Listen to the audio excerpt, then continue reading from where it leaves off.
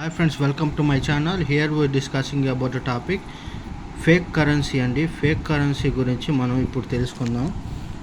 మార్కెట్లో ఈ విధమైన ఫేక్ కరెన్సీ వచ్చేస్తుందండి ప్రజెంటు. దాన్ని నిర్మూలించడానికి గవర్నమెంట్ ప్రతిష్టాత్మక చర్యలు తీసుకుంది. ఈ నోట్ల గురించి మొన్న 500 నోట్స్ చూసామండి. ఇప్పుడు 2000 నోట్స్ కరెన్సీ.